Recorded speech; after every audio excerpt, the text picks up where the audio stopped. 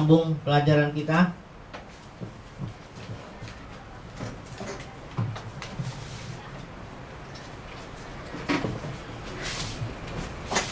Kita masih tema besar kita rencana berjaman-jaman. Minggu kemarin, 2 minggu yang lalu kita putus di kata oikos ini. Mari dulu kita buka kita ulang sedikit dulu sebelum kita masuk nanti ke dalam pengertian dispensasi itu apa. Zaman-zaman yang Alkitab katakan dispensasi. Kita buka dulu kembali di 1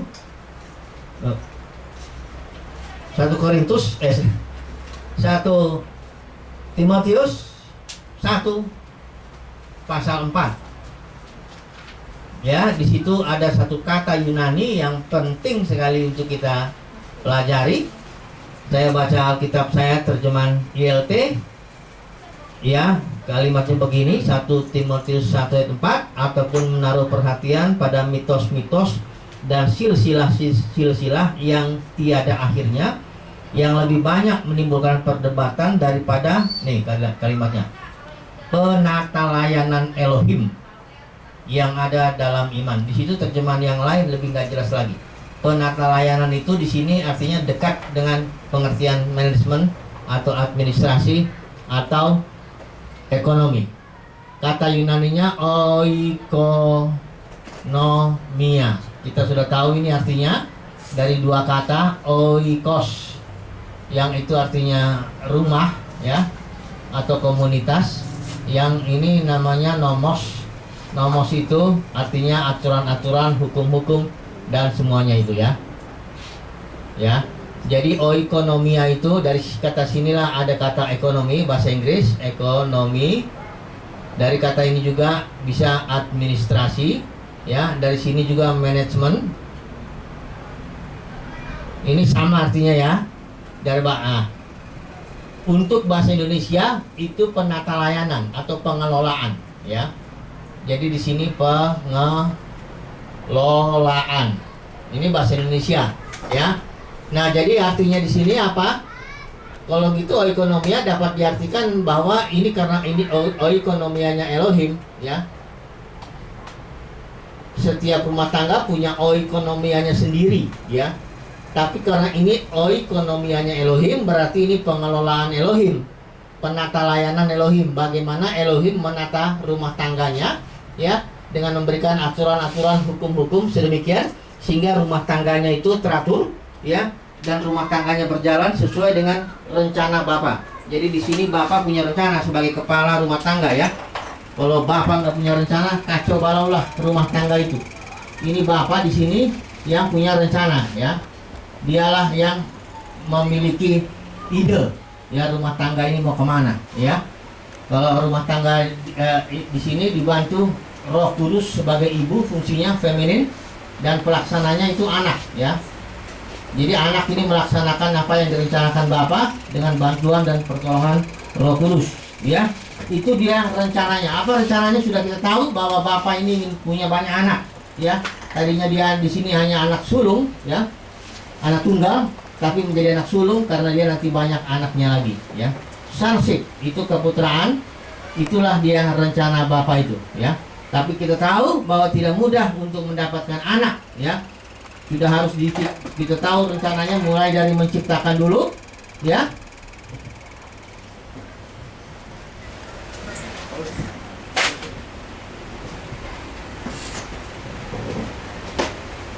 Mulai dari merencanakan Adam Hawa, terus berjaman-jaman. Nah, ini yang mau saya bagikan nanti, zaman-zaman ini, yang kita pakai istilahnya dispensasi aja. Tapi ngerti dulu ya, jangan sampai orang memakai istilah tapi tidak tahu apa artinya, ya. Dispensasi, saya mau pakai nama istilah ini, dispensasi ini udah jadi bahasa Indonesia, ya.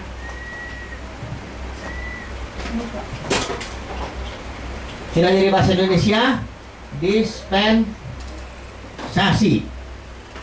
Dispensasi. Ini artinya cara Elohim mengelola, ya, suatu rumah tangga dalam suatu periode waktu. Ini kalau saya kalimatkan panjang, tapi yang penting di sini cara Elohim mengelola, ya, dalam satu periode waktu. Ada satu periode yang dimana dia dengan cara tertentu. Langsung aja kita masukkan di sini, ya.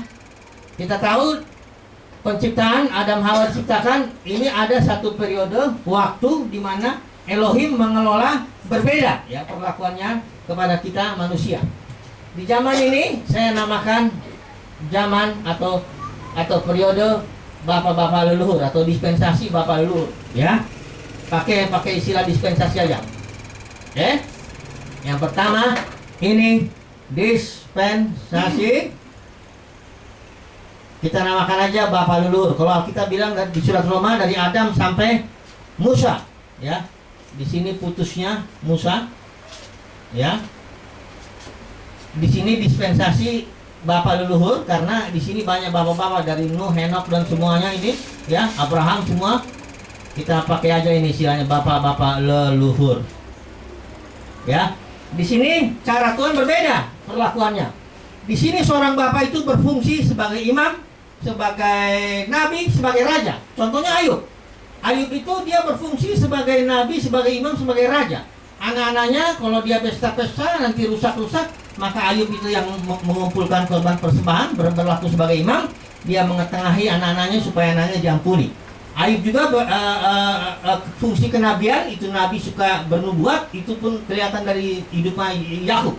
Yakub sebelum mati dia nubuatkan dulu semuanya anak-anaknya itu supaya anak-anaknya itu bagaimana masa depannya itu seorang nabi, ya. Seorang imam juga itu juga Ayub juga bisa kelihatan di situ fungsinya sebagai imam, mengetengahi. Di sini zaman di mana Elohim mengelola, memperlakukan manusia sedemikian sehingga seorang bapa harus bisa berfungsi sebagai bapa, sebagai imam, raja dan nabi. Tapi ketika di zaman di mana Tuhan memberikan hukumnya, hukum Taurat di sini namanya, ini kita namakan dispensasi hukum Taurat. Ini sampai salib, ya. Ini namanya satu lagi dispensasi hukum Taurat. Ini lain lagi, ya. Di sini Tuhan mengelola, memperlakukan manusia dengan suatu cara tertentu bahwa manusia harus melakukan ritual-ritual secara lambang. Persembahan, ada persembahan korban ini dan itu. Wah, ada 613 kurang lebih peraturan yang harus dipahami oleh manusia kalau dia mau menghadapi Tuhan, ya. Di sini di Keluaran 9 ini kita nggak pelajari detailnya. Pokoknya kita tahu bahwa di sini hukum Taurat manusia mengekspresikan imannya kepada Tuhan itu dia dengan cara melakukan hukum-hukum ini. Tapi di setiap zaman ada kesamaan, ya. Di setiap zaman Tuhan menuntut iman. Di sini Tuhan menuntut iman, ya. Respon kita hanya beda-beda, ya. Kalau di sini iman diekspresikan sebagai seorang bapa yang berfungsi sebagai nabi, imam dan raja. Kalau di sini iman juga, tapi diekspresikan dengan ritual-ritual, ya. Nanti kita juga di sini iman, ekspresi kita bagaimana, ya, ibadah dalam iman, ya. Bisa ibadah kita lain, ya. Nanti dulu, ya. Hukum kita juga bukan hukum Taurat, tapi hukum roh. Karena kita berbeda, kita udah ada di zaman yang lain lagi, ya. Nah, ini dulu. Jadi jangan suruh main copot aja hukum-hukum dari sini pindahin ke sini, ya. Hukum-hukum yang paling enak dari sini dipindahin ke sini itu hukum perpuluhan. Itu yang paling enak, ya. Karena itu mengundang, artinya dapur pun bisa mengepul karena hukum yang dari sini dipindahin ke sini, ya. Kalau nanti saya mau bicara, saudaraku jangan marah, ya. Ibu gembala, bapak-bapak gembala, jangan marah, ya. Karena firman Tuhan mengatakan di zaman ini berbeda hukumnya. Di sini hukum roh, ya. Karena di sini itu hukumnya tertulis di luar hukum batu, di loh batu, di sini di dalam hati. Nanti kita kayaknya udah sempat singgung, ya. Oke. Tapi saudaraku, yang penting saya mau belajar dulu di sini dispensasi di sini. Nah, di sini kan saya sudah sempat sharingkan trilogi, ya. Kematian Yesus di kayu salib ini merupakan sentral berita yang dahsyat sekali, saudaraku. Ini kematian ini akan merubah sejarah manusia, ya. Dan dilayankan oleh 3 hamba Tuhan. Kematian Yesus ini, mati bangkit naiknya Yesus ke surga itu, ini dilayankan oleh 3 hamba Tuhan yang namanya pertama kita tahu Petrus, ya. Ini Petrus dia punya misi tersendiri untuk orang-orang Yahudi. Jadi Petrus ini dia menyambung dispensasi hukum Taurat. Dia nggak bikin dispensasi yang baru. Jadi Petrus dia menyambung ya. Dia nyambung sampai sini. Inilah Petrus ya. Karena itu Petrus masih melakukan beberapa ritual ya. Tetapi kalau korban domba nggak lagi, tapi ritual-ritual yang lain masih dikerjakan. Yang sambung kedua, hamba Tuhan yang kedua adalah Paulus. Ini Paulus dipakai Tuhan untuk orang-orang bangsa-bangsa kafir yang bukan Yahudi ya. Paulus dipakai ya. Yang satu lagi setelah ini Paulus pakai istilahnya tubuh Kristus ya. Tubuh Kristus itu tidak pernah dipakai istilah ini oleh Petrus maupun oleh yang lain ya. Ini hanya khusus Paulus, yaitu tubuh ini artinya gabungan antara orang Yahudi dengan bukan Yahudi. Nggak ada lagi Yahudi lagi, nggak ada lagi bukan Yahudi. Semua sudah menjadi satu dalam Tuhan. Nah ini dia Paulus ya. Dia memberikan firman Tuhan di sini. Nah dia Paulus ini membangun suatu dispensasi yang baru. Nanti kalau sudah lihat di Efesus ya, kitab Efesus itu dia masuk dispensasi baru, yaitu dispensasi misteri ya. Ini saya bikin namanya, nanti saya jelasin apa itu dispensasi misteri. Dispensasi misteri ya. Banyak orang kan bilang perjanjian baru berarti Petrus itu masuk dispensasi yang baru. Enggak, saudaraku. Ya, Petrus masih masuk di dalam hukum Taurat ini ya. Hanya dia diperbaharui. Nanti kita belajar di kitab Ibrani ini. Tapi ini dulu ya, kita harus garis besar dulu ya. Kalau belajar sesuatu, saudaraku, jangan dulu detail-detailnya rumit gitu ya. Kita harus garis besarnya dulu ya, secara garis besar tahu dulu, baru nanti masuk ke detailnya. Karena untuk masuk detailnya ini dibutuhkan berapa session ya. Hanya untuk pelajari Petrus saja saudaraku udah berapa waktu kita harus ini. Kita harus belajar kitab Ibrani, 1-2 Petrus, kitab Yakobus, kitab Yudas, itu semua kitab untuk orang-orang Yahudi ya. Jadi masuk dispensasi misteri ini ya. Nanti di sini ada yang ini makin panjang ini. Satu lagi dispensasi namanya Kerajaan 1000 tahun. Dia di sini ya. Ini kedatangan Tuhan. Di sini ada yang namanya nanti Kerajaan 1000 tahun. Ini dispensasinya lain lagi. Ya. Dispensasi kerajaan kita namakan. Baru nanti di sini ada satu dispensasi yang namanya lautan api ya. Ini saudara lihat di kitab Wahyu itu lautan api. Ini lautan api ini bukan api jasmani ya. Kita tahu kitab Wahyu kemarin minggu lalu kita belajar adalah pakai bahasa simbol ya. Kalau baca kitab Wahyu jangan bacanya dia secara harafiah, letter lock, karena di situ di kitab Wahyu kita minggu lalu, 2 minggu yang lalu saya beri contoh ada seorang perempuan diserupungi matahari, ada dia punya mahkota 12 bintang. Enggak mungkin itu perempuan jasmani ya. Perempuan di situ adalah gereja. Jadi lautan api ini, lautan di dalam kitab Wahyu itu artinya orang banyak ya. Api itu artinya pemurnian. Jadi lautan api itu artinya anak-anak Tuhan yang melayani, membersihkan sedemikian sehingga akhirnya Bapa menjadi semua dalam semua. Ini terakhir, ini habis ya. Waktu pun habis. Bapa semua dalam semua. Ya. Semua dalam semua, ya. Ini habis waktu di sini. Caranya mengungkapkan habisnya waktu begini. Di situ enggak perlu lagi matahari, enggak perlu lagi bulan. Maka Bapa sendiri yang menerangi. Saudara tahu nggak matahari dan bulan itu apa? Itu adalah waktu, ya. Waktu itu diciptakan, dari sini waktu diciptakan sampai nanti habisnya ada.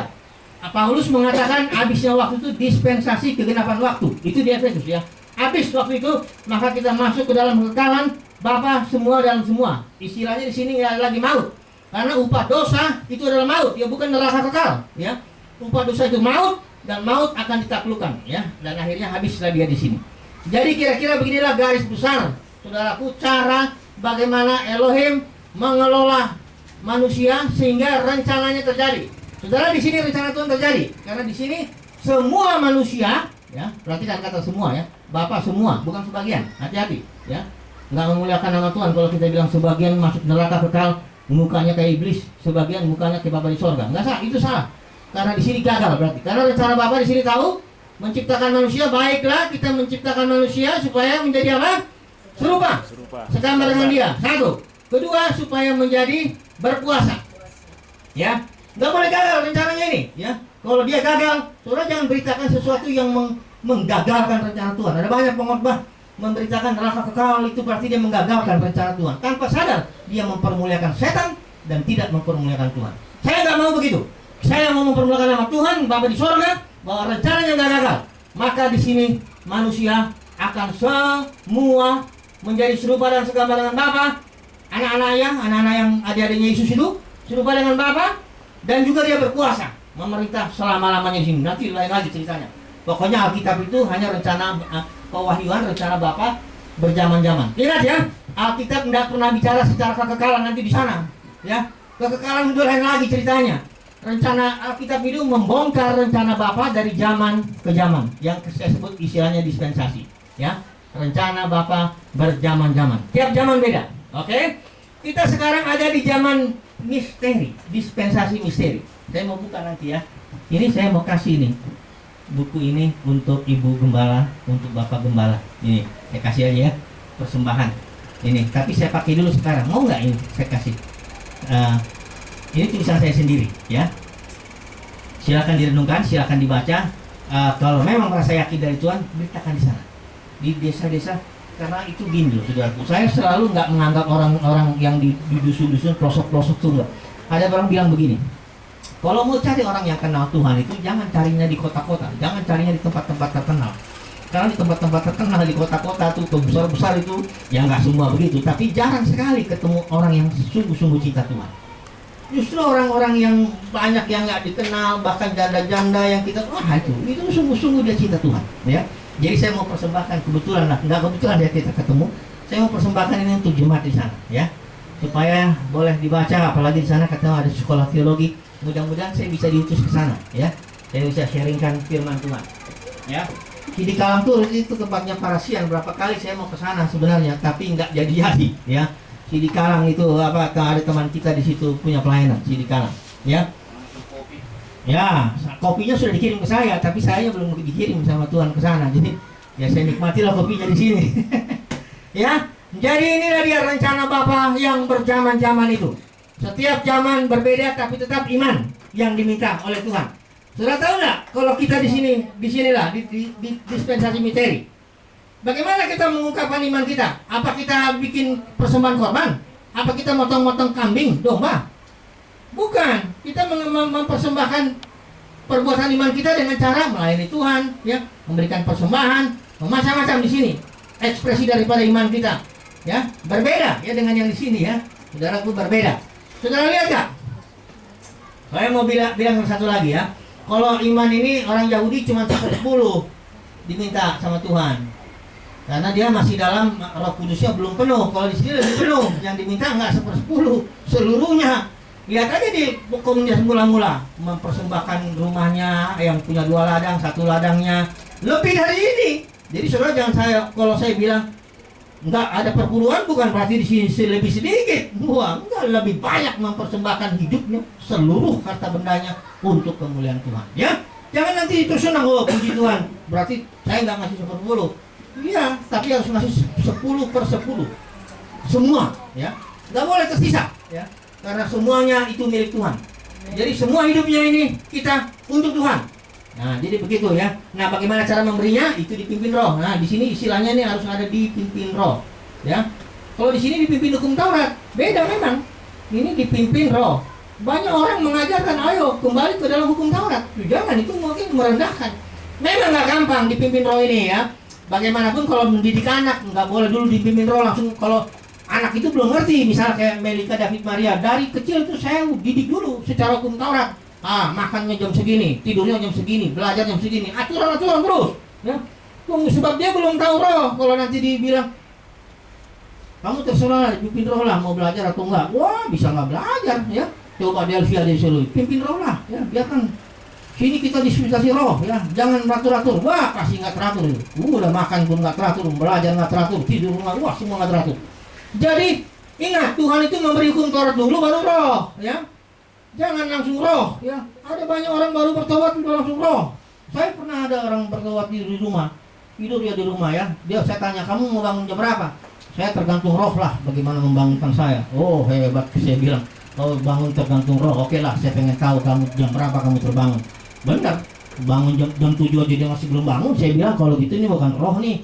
Itu kamu kalah sama yang orang yang masjid itu udah jam 4:30 udah bangun. Kamu Roh apa ini yang bangun jam 7 aja masih belum bangun, ya. Hati-hati saudaraku, saya sampai sekarang belum berani bilang bangun dipimpin Roh. Karena bagaimanapun saya tadi pakai weker aja, alam aja masih masih sering ketiduran. Bagaimana kalau pakai roh? Ya, udah jangan terlalu sombong ya. Kita harus juga kadang-kadang perlu ya dipimpin oleh aturan yang tegas ya. Ya, tapi secara dewasa, kalau kita dewasa memang kita harus dipimpin oleh roh. Misalnya di sini ya, orang kalau punya uang memang mesti belajar 1/10 dulu lah ya. Kalau 1/10 aja nggak dikasih, nggak mau, ya gimana mau pimpin roh? Nanti Roh Kudus bilang saya nggak harus ngasih, katanya. Udah. Akhirnya nggak pernah ngasih persembahan, ya bagaimana?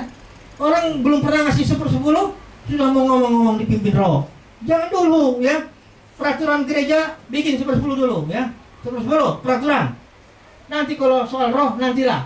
Kalau roh pasti tambah. Ini tambah ya. Jadi 1/10 plus pimpinan roh. Ya pimpinan rohnya berapa? Kan jadi gitu ya. Jangan nanti ngajar jemaat malah jadi bukannya dipimpin peraturan enggak, dipimpin roh enggak. Jadi kacau ya, lebih konyol daripada orang-orang yang dunia ini ya. Orang dunia diatur oleh hukum. Sini nih. Hukum di negara ini. Kita negara hukum. Memang kadang-kadang suka dilanggar tapi ada aturannya ya. Jadi orang Kristen jangan ngomong-ngomong dipimpin roh tapi lebih buruk daripada orang dunia ya. Oke, ini dispensasi ya, misteri. Setelah itu misteri apa aja yang ada di sini ya. Saya mau sampaikan di sini. Coba saudara buka di kitab Efesus ya. Ini Paulus yang bukakan kepada kita. Oh, sebelumnya saya masuk dulu ini ya. Saudara kalau baca Alkitab gampang-gampang susah. Saya bilang gampang susahnya gimana? Gampangnya itu orang baru bertobat pun baca Alkitab langsung bisa dihiburkan, dikuatkan. Tapi susahnya juga ada. Karena Alkitab ini saudaraku, waduh, ini ada 66 kitab ini ditulis selama sejak waktu 1700 tahun dengan berbeda latar belakangnya. Saudara harus memahami itu nggak gampang ya. Ini ya, sudah lihat ya. Saya buka dulu di 2 Timotius 2 ayat 15. Ini satu kata lagi yang penting yang berkaitan dengan ini semua. Sebelum saya sambung ya, 2 Timotius 2 ayat 15. Coba dulu yang bahasa terjemahan lain dulu, coba. Terjemahan lain itu bagaimana? Seorang dulu baca 2 Timotius 2 ayat 15. 2 Timotius 2 ayat 15 Ya. Tuhan, usahakanlah supaya engkau layak di hadapan Allah sebagai orang pekerja yang tidak usah malu, yang berterus terang memberitakan perkataan kebenaran itu. Nah, di sini kalimatnya terus terang memberitakan, nggak jelas ya. Kalau ini terjemahan yang IAT saya coba baca sedikit lebih jelas. Coba perhatikan. Berusaha untuk mempersiapkan dirimu sendiri layak bagi Elohim selaku pekerja yang tidak merasa malu, karena dengan tepat membagi-bagi. Ini harusnya membagi-bagikan di sini ya, membagi-bagikan firman kebenaran. Sebenarnya kalimatnya begini harusnya. Kalau dari terjemahan aslinya mestinya begini. Kalimat ini ya. Dengan tepat, ini artinya bahasa Inggrisnya dulu ya, saya bikin ya. Kalian belajar kita bahasa Inggris. Rightly dividing ini membelah, memilah-milah. Rightly dividing the word ini firman of the truth, firman kebenaran ya. Nah, ini artinya dengan tepat memilah-milah. Dispensasi itu firman itu harus dipilah ya, karena dia berbeda Tuhan itu. Misalnya di sini di zaman Abraham, Tuhan pernah minta mempersembahkan Ishak anaknya. Mempersembahkan itu maksudnya dibunuh Ishak itu anaknya. Dia di sini pernah nggak? Ya, misalnya ada orang bilang, oh saya merasa sesuai dengan contoh Abraham, maka saya harus mempersembahkan juga anak saya Ishak. Membunuh anak, wah saudara bisa masuk penjara ya? Masuk penjara, karena apa? Nanti saudara bilang, ya, oh Alkitab bilang ini ada contohnya. Atau misalnya, oh si Daud itu aja punya istri lebih dari satu, Abraham lebih dari satu, istri banyak. Terus kalau gitu saya boleh sekaligus. Wah saudaraku, itu dispensasinya beda ya. Di sana memang diizinkan Tuhan, di sini lain lagi ya. Jadi saudaraku, saudara harus tahu di mana saudara hidup, di mana hukum Tuhan, bagaimana Tuhan mengelola kita ya. Rightly, tepat memilah-milah firman kebenaran. Firman utia di sini bukan berarti nggak berlaku buat kita, tapi kita mesti belajarnya hati-hati ya. Lihat dulu konteks sejarahnya, lihat dulu budayanya, baru ditarik diaplikasikan dalam hidup kita di sini. Contohnya misalnya Abraham. Berguna nggak itu? Contoh itu, firman Tuhan. Berguna. Di situ kita bisa melihat bagaimana iman Abraham terekspresi dengan sangat sederhana, yaitu taat. Oh, diminta apapun taat. Begitu kita ambil aplikasinya, berarti di sini taat. Ya. Kita mesti taat, bukan taat mempersembahkan Ishak, lain lagi. Di sini mungkin kita diminta taat, ngasih uang perpuluhan lebih atau 90%. Ya, jangan coba-coba mempersembahkan Ishak, dibunuh Ishak itu. Ya. Jadi semua firman ini berguna bagi kita, tapi caranya hati-hati. Mesti dengan tepat. Makanya saya bilang Alkitab itu gampang-gampang susah. Sangat gampang, orang baru bertobat tuh nenek-nenek baca ini bisa terhibur. Tapi saudara pikir orang yang doktor teologi belum tentu ngerti juga, ya. Kalau dia nggak tepat memilah-milahnya, ya, dia tabrakin, dia hancur-hancurin aja, ya. Pokoknya firman Tuhan, puji Tuhan semuanya, haleluya. Haleluya, bagaimana kacau kalau ini mau dikacau-kacauin, ya. Saudaraku, misalnya sini Ayub itu beda sekali, ya. Dia berfungsi sebagai nabi, imam, raja, sangat berbeda dengan kalau di sini ini lihat Yakobus bilang, kalau ada seorang sakit hendaklah datang ke para penatua, ya, supaya didoakan, ya kan? Bukan berarti Bapak nggak boleh mendoakan, boleh. Tapi peraturan di sini karena kita dalam gereja ada pemimpin gereja, ada fungsinya pemimpin gereja, ya. Jangan nanti seorang Bapak dengan sombong, saya kan Bapak. Udah, tetap aja harus datang kepada para penatua gereja, diurapi di situ, ya kan? Semoga penatua gerejanya sungguh-sungguh, ya. Celaka sekali kalau kita ternyata penatua gerejanya pun yang nggak sungguh-sungguh. Tanggaplah dulu, ya, semuanya sungguh-sungguh. Oke, jadi rightly dividing artinya dengan tepat, pilah-pilah, ya. Ini zaman dispensasi Bapak leluhur. Dia punya aturan tersendiri. Memang Tuhan minta iman, tapi ekspresinya beda, ya. Di sini juga, ya, hukum Taurat punya aturan tersendiri, ya. Memang Tuhan minta iman, tapi ekspresinya melalui hukum Taurat. Di sini juga, ya. Di sini kalau untuk orang Yahudi, saudara ingat, ya, kalau lu orang Yahudi boleh ikut-ikut sini. Ada di sini gereja ikut-ikutin orang Yahudi. Apa ya namanya? Kebaktiannya 7 kali. Ikutin sesuai dengan sinagoga, ya. Itu salah, saudaraku. Kita bukan orang Yahudi, ya. Ada orang yang dengan bangga saya ini orang Yahudi, pakai nama-nama Yahudi lagi, ya.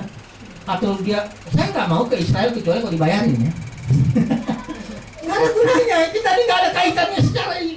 Kita ini dispensasi yang berbeda. Boleh kita belajar dari sini. Memang kita harus belajar hukum Taurat. Kalau ditanya orang, hukum Taurat berlaku nggak sekarang? Ya berlaku, tapi cara belajarnya hati-hati, ya. Jangan coba kalau hukum Taurat bilang korbankan kambing, kau korbankan juga kambing supaya berkenan di hadapan Tuhan. Saya pernah datang ke satu tempat, namanya saya nggak usah sebut lah. Di situ orang berdoa, di situ ada tabut perjanjian. Tahu nggak tabut perjanjian orang Yahudi itu, ya? Di situ ada, tapi tentu nggak ada tongkat Musa, nggak ada mananya, nggak ada, pokoknya dibikinlah mirip-mirip dengan tabut itu, ya. Pokoknya kayak gaya cuci lah, dibagi 3 begitu. Nah, seluruh orang Kristen di sini, orang Kristen berdoa ngikutin gitu, menyembah tabut itu. Dia bilang, waduh, ini dia sesat ini, ya. Ngapain ngikutin orang Yahudi di sana? Orang Yahudi emang mesti begitu. Dia nggak boleh main-main dengan tabut itu. Tapi kalau kita nggak ada tabut lagi. Makanya orang Samaria, perempuan Samaria pernah bilang, katanya kalau kita harus nyembah di gunung ini, gunung itu. Yesus bilang ada waktunya. Yaitu kita harus menyembah dalam roh dan kebenaran. Bukan menyembah tabut itu. Udah gitu tabut itu saya pikir itu dari kayu jelek itu jelas. Masa disembah kayak nyembah gitu semua. Waduh, saya bilang ini sudah nggak ngerti, tidak tepat memilah-milah, ya, firman kebenaran, ya. Jadi ingat, ya, kita berada di dispensasi apa yang Tuhan mau kita tahu di zaman kita ini. Yang pertama kita harus tahu, ya, bahwa secara umum, ya, bahwa kita diatur oleh hukum roh, bukan oleh hukum Taurat. Ingat itu, ya. Hukum roh ini artinya saudara tergantung dipimpin roh bagaimana. Saudara nggak bisa bertanya roh itu begini enggak. Tapi ada pandu-pandunya. Kalau mau dipimpin roh itu, menurut saya ada beberapa hal. Yang pertama, saudara harus belajar disiplin dulu. Belajar dulu aturan-aturan hukum Taurat. Belajar dulu disiplin. Misalnya mau berdoa baca Alkitab, jangan ngomong berdoa dipimpin roh deh. Nanti nggak berdoa. Kalau ada orang yang, kenapa kamu mau berdoa? Oh enggak, saya tergantung roh. Kapan roh menggerakkan saya berdoa. Oh, nyatanya roh nggak menggerak-gerakin dia. Nggak berdoa lah dia. Saya sendiri, saudaraku, tetap punya aturan jam doa. Bahkan punya jadwal doa. Saya atur diri saya, karena saya nggak berani. Roh ini kan lawannya apa? Daging, kan? Nah, kita masih punya kedagingan. Kalau kita bilang dipimpin roh, tapi daging kita nggak didisiplin oleh salib, makanya sebelum lewat dari hukum Tauratnya lewat salib nih. Nah, banyak orang Kristen tanpa ini lolos dia melewati salib, tembus langsung roh. Wah, akhirnya terjadi ya kacau balau. Oke, jadi misteri apa yang ada diungkapkan di sini? Mari kita buka dulu di Efesus ya, Paulus ya. Ada beberapa misteri yang perlu diketahui ya. Karena ini di zaman kita itu dispensasi misteri. Ya, saya mau kasih tahu beberapa dari kitab Efesus ya. Itu kitab Efesus, disitulah misteri itu diungkapkan ya. Saya bacakan dulu. Ada 5 misteri. Ini saya nggak usah sebut apanya. Yang pertama, misteri kehendaknya. Itu ada di Efesus 1 ayat 5 ya. Yang kedua, saya cepat aja dulu, nanti saya lihat mengulang, ada beberapa yang perlu. Yang kedua, dispensasi misteri Kristus ya. Itu Efesus 3 ayat 3 sampai 5, sampai 4 ya. Ini misteri Kristus ya. Yang ketiga, dispensasi misteri. Nah, ini dia. Efesus 3 ayat 5. Keempat, itu disebut misteri besar. Efesus 5 ayat 30 sampai 32. Yang terakhir itu disebut misteri Injil. Efesus 6 ayat 19. Saya mau jelasin dulu 1 2 aja ya. Di sini saya mau jelasin misteri kehendaknya ya. Saudaraku, misteri itu apa? Kata misteri itu adalah kata Yunani misterion, artinya suatu kebenaran yang tersembunyi tapi sudah diungkapkan. Di zaman kita ini, kehendak Tuhan itu berupa suatu misteri. Kenapa misteri? Karena setiap orang beda. Saudara nggak boleh ngikutin orang. Suami nggak boleh ikut istri, istri nggak boleh ikut suami. Kalau mau tahu kehendak Tuhan, itu misteri. Kita mesti banyak berdoa, banyak baca Alkitab, merendahkan hati. Ya perlu kita belajar dari banyak orang. Tapi tiap orang kehendaknya beda, ya. Jadi kalau jangan kita juga kalau penasihat itu kan sok apa ya? Sok gitu kalau orang mau tahu, saya ingin tahu kehendak Tuhan, dia langsung begini kehendak Tuhan tuh. Apalagi kalau misalnya kita ini pemimpin, kita kebanyakan dulu terlalu berani. Seolah-olah kita udah tahu kehendak Tuhan untuk orang. Untuk kita aja kadang-kadang kita masih bingung kok. Kehendak Tuhan apa ya? Tiba-tiba kita dengan berani, kehendak Tuhan itu begini, apalagi soal jodoh. Dulu saya termasuk berani juga itu. Si Pak Rara datang, dia bilang, oh jodohnya si Titin. Saya cocokin loh kan. Nggak cocok, orang memang bukan itu.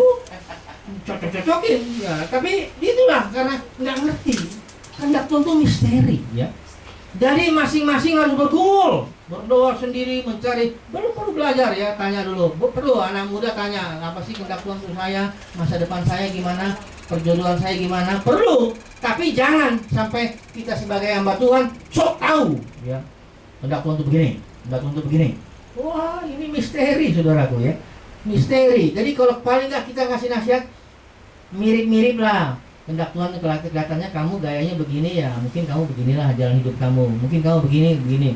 Apalagi kalau menempatkan orang ya, kamu pelayanan sebaiknya di sini. Wah, apalagi kalau modelnya begini, kamu di sini. Wah, jangan terlalu berani lah ya. Makin hari saya makin takut untuk terlalu berani. Ya. Untuk diri saya nggak terlalu berani. Saya nggak terlalu bilang, saya yakin kehendak Tuhan begini-begini. Enggak, kadang-kadang meleset kok ya. Banyak kehendak Tuhan meleset. Kalau saya pikir-pikir, saya renung-renungkan pelayanan saya dulu gembala sidang pendeta lah gitu ya.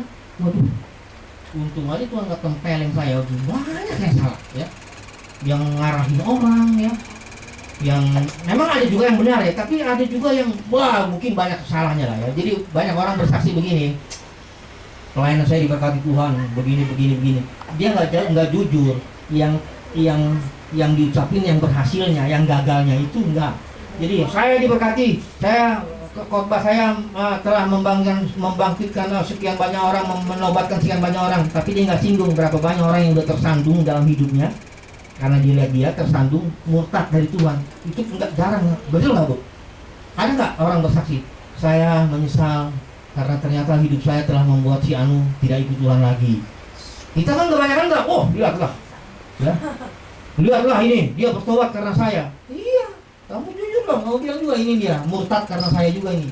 Iya, ada banyak loh orang kita nggak sadar kadang-kadang ya. Dalam hidup ini kita banyak kali nggak adil ya, nggak adil benar-benar ya. Saya belajar. Oh sekarang ini saudaraku ya, keadilan itu Ya bukan apa ya. Ini syarat masuk surga itu adil.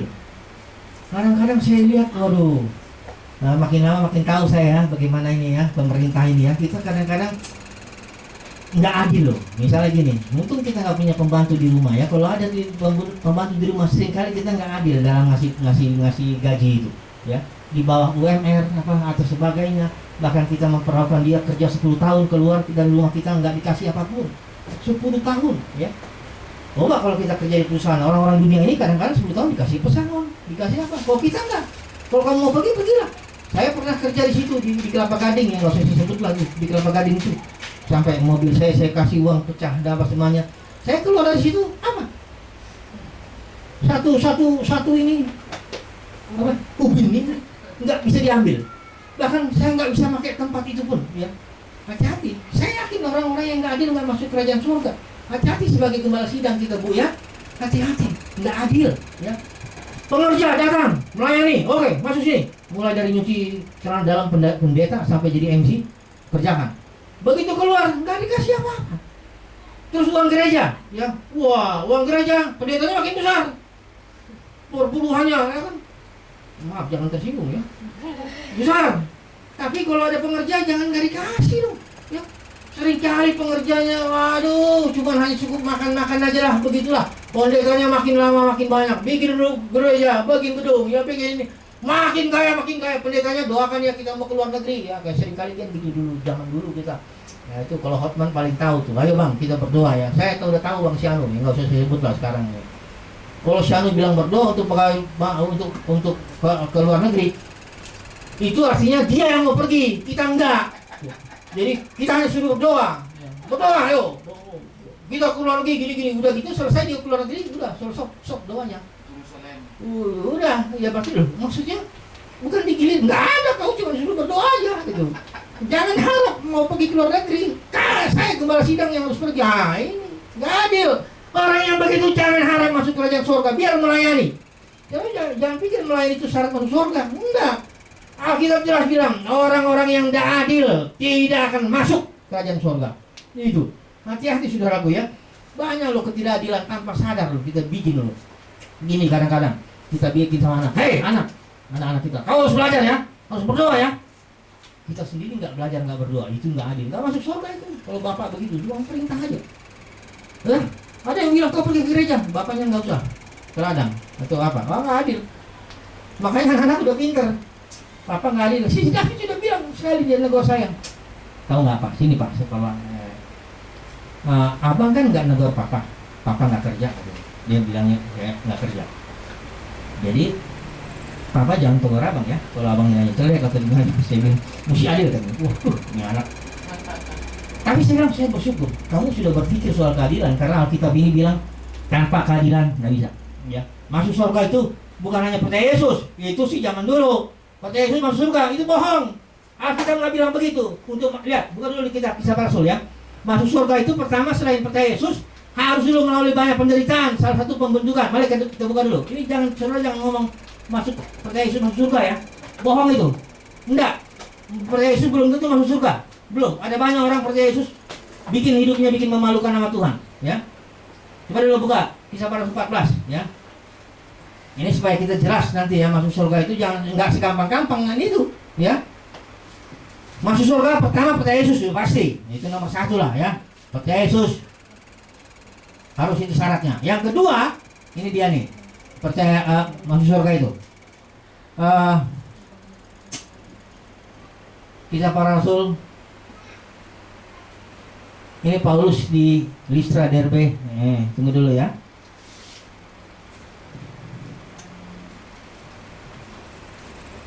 Untuk masuk kerajaan surga kita harus mengalami banyak. Coba dulu cari dulu ayat itu.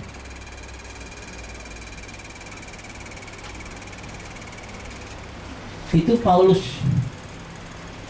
Aduh, ini Alkitab saya pakai terjemahan yang baru. Ya, tapi dia akhirnya Paulus ngasih nasihat. Habis dia dianiaya, dia ngasih nasihat katanya untuk masuk kerajaan surga kita harus mengalami banyak sengsara katanya, dibilang di situ.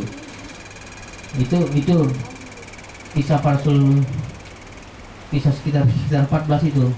14 lah itu sebenarnya.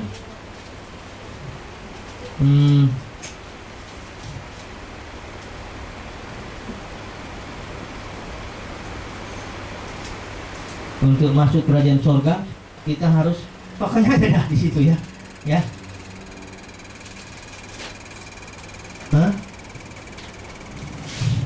Ada ya, coba dulu saya cari dari sini, pas ketemu. Coba dulu pinjam dulu sebentar ya.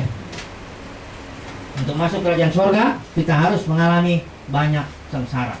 Ini harus ya, perkataan harus itu berarti tidak boleh tidak ya. Di Ikonium ya. Nah,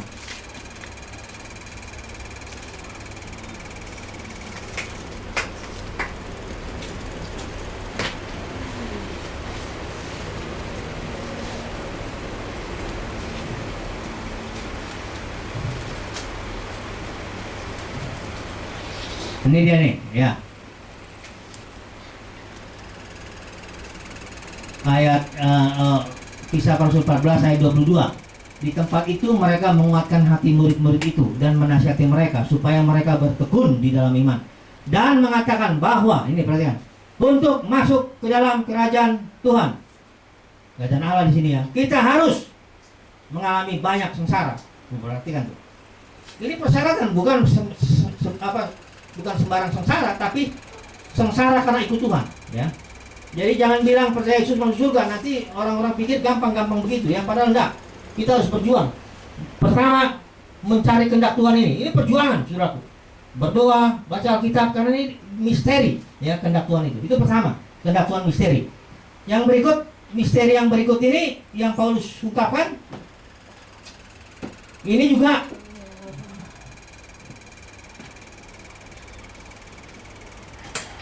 di surat Efesus ya. Ini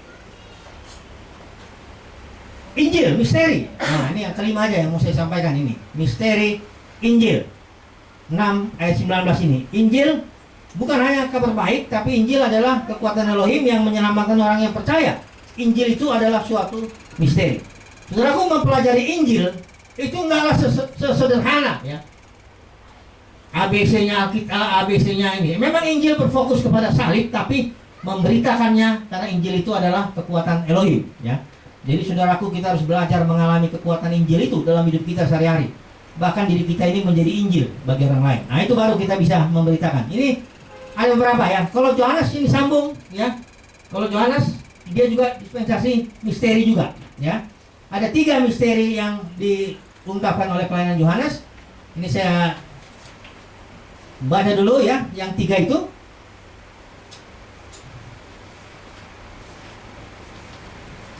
Yohanes 3 ya, pelayanan Yohanes 3 misteri ya.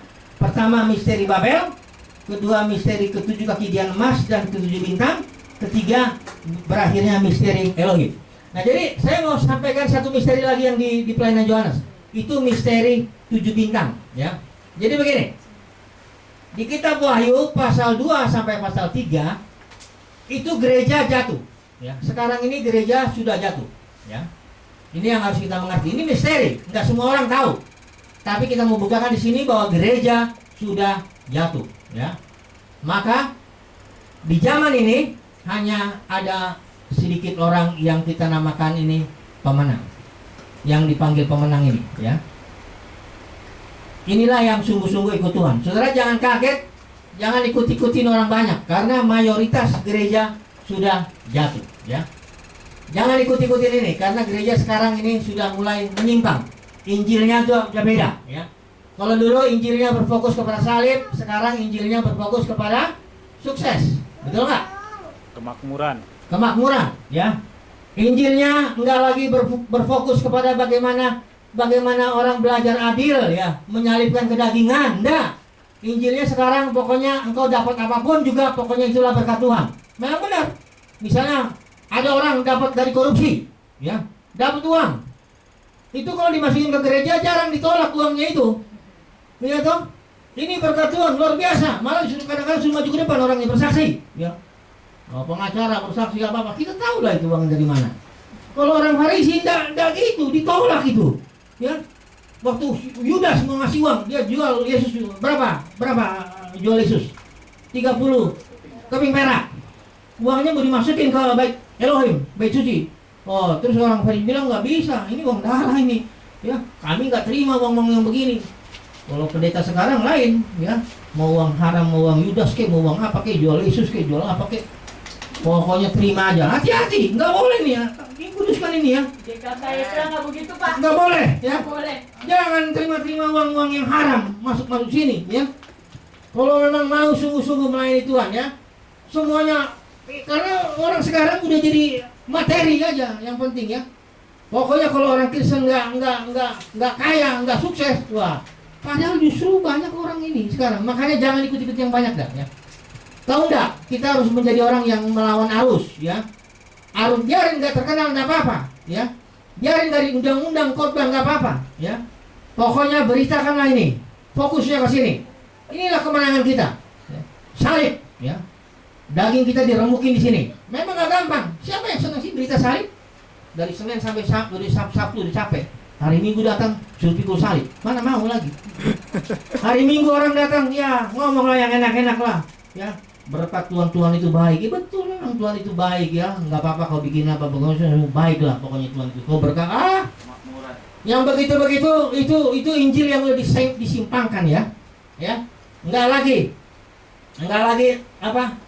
Itu memang misteri ya, bahwa gereja sudah jatuh dan hanya pemenang ini, dan pemenang itu selalu berfokus kepada salib, ya, selalu memuliakan salib ini, ya, salib ini dimuliakan, ditinggikan, ya. Saya kadang-kadang senang loh kalau orang bahkan hanya sekedar pakai salib di sini aja saya udah senang. Memang sih sebenarnya salib itu bukan untuk ada nggak di Alkitab pakai salib begini. Tapi saya pernah lihat tadi kemarin di Bogor, yang saya lihat orangnya apa? Oh benar-benar preman. Orang takut lah pokoknya kalau melihat dia. Ngeri. Saya pun dia beli nangka gitu, begini dia. Saya pikir keluar salib yang sempit gitu, keluar sini besar. Itu saya tuh senang gitu. Dia biarpun dia preman mukanya, orang pun ngeri. Minimal salibnya itu apalah ya, menjadi suatu kesaksian. Ini salib inilah yang menentukan hidup orang itu ditentukan di sini, di salib ini. Sikap orang sama salib ini itu menentukan masa depannya. Lo mau masuk surga kalau menghina ini tidak bisa, ya. Kalau orang sedang mikul salib, pernah Yesus sedang mikul salib kan, ditangisin, betul nggak? Ditangisin kan sama perempuan-perempuan. Aduh kasihan Yesus kok mikul salib. Padahal Yesus tuh mikul salib karena kehendak Bapa. Maka Yesus bilang jangan saya ditangisin. Saya ini mikul salib karena saya ikut kehendak Bapa. Kau tuh tangisin yang menyalibkan aku. Anak-anakmu juga tangisin itu. Itu akan habis itu nanti. Jadi kalau ada orang Kristen mikul salib, menderita babak belur, jangan sudah pandang hina, ya. Tapi kalau orang dunia ini emang dunia, makanya sekarang ini gereja sudah menjadi gereja dunia, ya. Di zaman dulu tuh nggak ada gedung itu, 200 tahun itu nggak ada gedung, ya. Sekarang ini gedung, gede ya. Oh, di Indonesia ini ada yang gedung sudah saya perkirakan itu sekitar hampir 400 M ya, hampir setengah T, ya. Oh. Itu di zaman 200 tahun yang lalu, 200 tahun setelah Yesus itu, tidak ada gedung gereja, hanya ada rumah-rumah. Kayak ginilah kebagian di rumah-rumah. Jadi kita ini sangat Alkitabiah juga, emang kebetulan nggak ada uang ya. Nggak ada gedung ya, ya udahlah, kebetulan ya. Nah, tapi setelah ini barulah mulai bersaing ya, bersaing, gedung-gedung sebagainya. Jadi nggak berfokus lagi kepada salib, berfokus kepada gedung. Nggak berfokus kepada salib, berfokus kepada organisasi, program. Ingat loh, ya. Orang Kristen yang nggak berfokus kepada salib, nggak peduli, dia bisa berfokus. Ada orang berfokusnya kepada pendetanya, ya. Oh, banyak yang istri-istri lebih mendengar Pak Pendeta daripada dengar suaminya. Itu bertobat itu, ya. Kalau mentang-mentang suaminya misalnya enggak sehebat pendetanya, oh kata Pak Pendeta begini, kita harus menurut. Wah, suaminya dilawanin. Enggak berfokus lagi kepada salib, tapi kepada pendeta. Ada enggak berfokus lagi, dia malah berfokus kepada program, ya. Acara ini enggak berfokus kepada salib. Banyak loh. Menyimpangan dari salib itu dosa. Dosa itu bahasa Yunaninya tuh hamartia. Hamartia itu apa? Hamartia itu meleset artinya. Meleset itu menyimpang. Jadi banyak orang kalau fokusnya tuh enggak ke salib, itu dia penyimpangan. Oke? Jadi saudaraku, kita harus belajar salib, ya. Ini sampai sini saya stop. Saya ringkas dulu bahwa rencana Bapak berjaman-jaman itu saya pakai istilah dispensasi. Zaman dispensasi pertama Bapak leluhur, kedua hukum Taurat, ketiga dispensasi misteri. Keempat, ini kerajaan 1000 tahun. Dan kelima, lautan api. Dan baru habis pengelolaan Tuhan. Rencana Bapa terjadi, nggak mungkin gagal. Ya, puji Tuhan lah. Kita punya rencana, kita punya Bapa yang nggak bisa gagal. Ya, jangan takut. Ya, dia tak pernah gagal. Oke lah. Ya, mari kita berdoa. Bapa di surga, kami bersyukur bahwa Engkau tidak pernah gagal. Engkau punya rencana berjaman-jaman, dan itu pasti terjadi. Engkau punya rencana supaya kami semua manusia menjadi serupa segambar dengan Engkau. Itu tidak pernah gagal. Engkau juga punya rencana kami berkuasa memerintah seluruh alam semesta ini.